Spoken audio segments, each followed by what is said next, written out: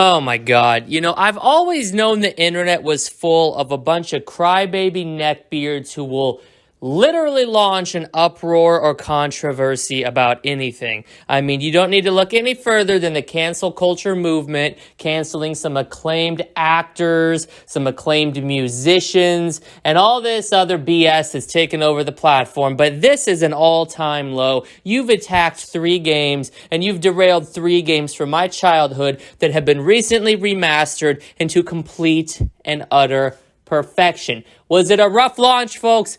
Yeah, but you know what else had a rough launch? One of the greatest games of all time, definitely a Hall of Fame lock-in. You know what game I'm talking about?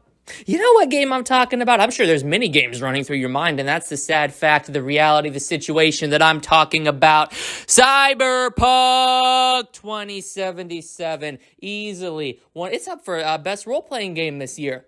Just goes to show how the script can be flipped. A game that people swore up and down was the worst shit.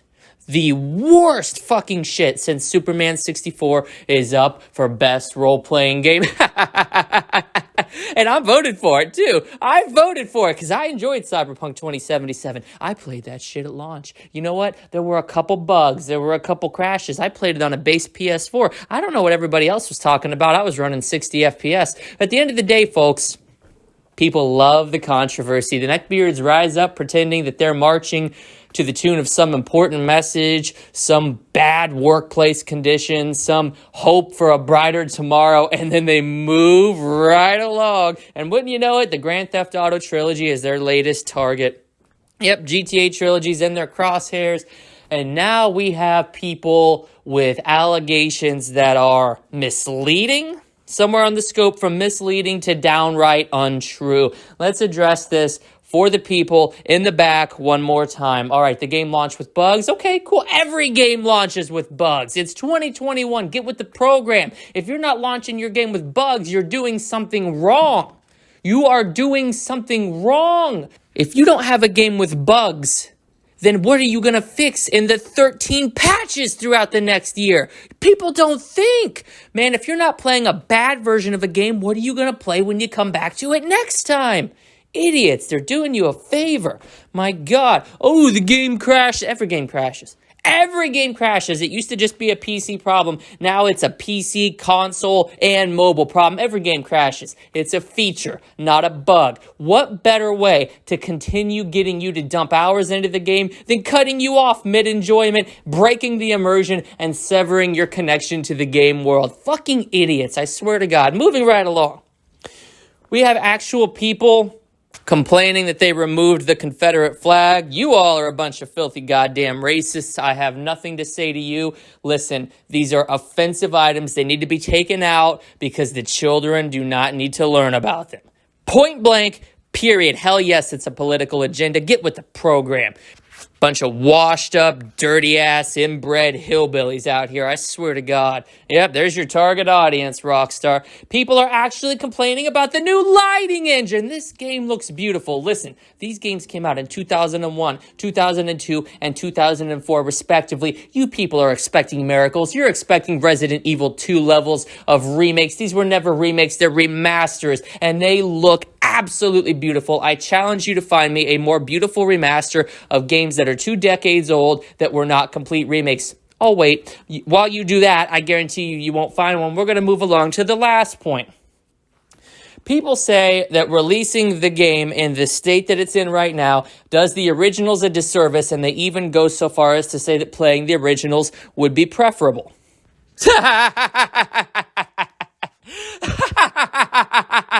Oh my God, the claims from the neckbeard elite never fail to bring me to my knees laughing.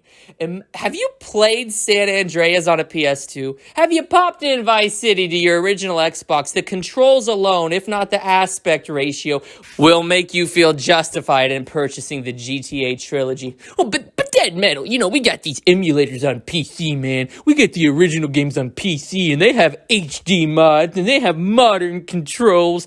Really? Really? So tell me this, PC elitist clowns. Tell me this. You're already playing games on the worst platform available. You have the original games without the remastered lighting engine, without the updated character models, without all the modern amenities that the modern GTA Trilogy Definitive Edition has.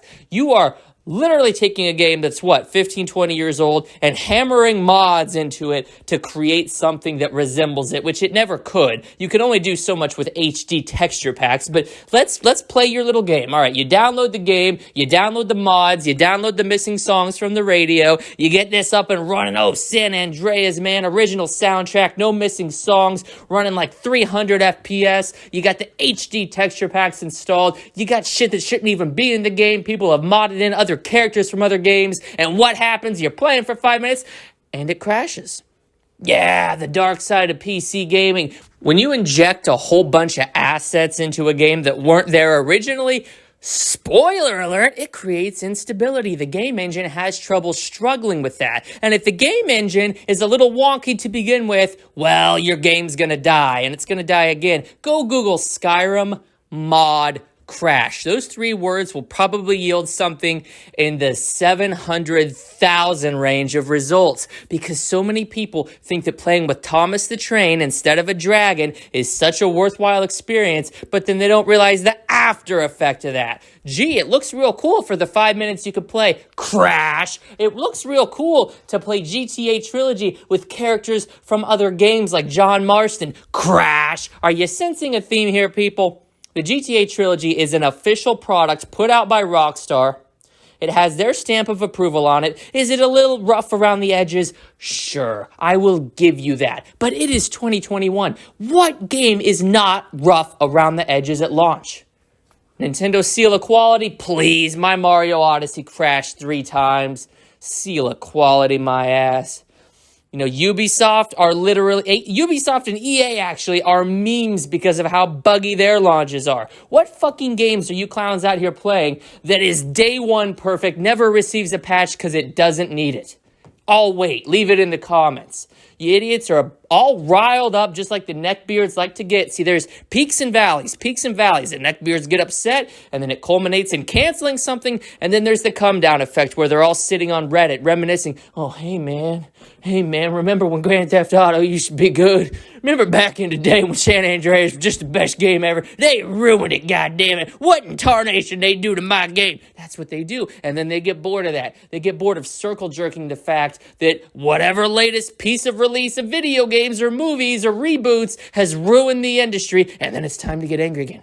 Oh boy, did you see the new Ghostbusters trailer? Oh, it's ruining Ghostbusters. I tell you what, it's ruining it, by golly. And then they start, Ghostbusters going to be canceled next. I can't believe there's people out here talking shit about the new Ghostbusters when it hasn't even released. My God, Paul Rudd's a talented actor. That movie's going to be phenomenal. But the neckbeards don't care. GTA Trilogy is in a good, if not great, spot. IGN are clowns. They gave it 5 out of 10. The Metascore on Metacritic, 0.2 out of 10. Really? That's what you people think of these classic games. 0.2 out of 10. If you review bomb this game, you were never a real Grand Theft Auto fan to begin with. Because at the end of the day, they have a fresh coat of paint, a couple of bugs that came along with it, and you know what? They're still the classics that I love and hold dear to my heart. I've already beaten GTA Trilogy, and I'm going back through it again. Because let's be honest for a minute, folks. You know the games are perfectly fine. I mean, there are games that never get fixed. There are games that get released in such broken states they're stuck that way. What up, WWE 2K18 for Switch? What up, Pillars of Eternity for Switch? Are we noticing a trend here? Are we noticing a trend? I'm noticing a trend. Anyway, moving right along, folks. Again, don't believe the lies. GTA Trilogy, easily 8.5 or 9 out of 10, and I'm only taking a point off because of the bugs. But the bugs are not so severe. The glitches are not so egregious that it ruins my experience. I am not crashing every hour. I'm crashing maybe once every 10 hours. The games are not unplayable. They're more playable than they've ever been. And the games do not look like some antiquated piece of ass from 2001, 2002, and 2004, respectively. They look like modern interpretations of classics and masterpieces. They are exactly what I would have wanted in a Grand Theft Auto trilogy, and my only regret is that the neckbeard elitists out here pretending like they're too good for these 3 games ever experienced them in the first place. You guys are not true Grand Theft Auto fans. I'm a true GTA fan because I'm out here repping Vice City. I'm out here repping Grove Street. I'm out here repping Claude and Tommy and CJ. And what are you clowns doing? You're talking shit about a video game that's perfectly fine on the internet. Why don't you go get a life? Bunch of goddamn losers.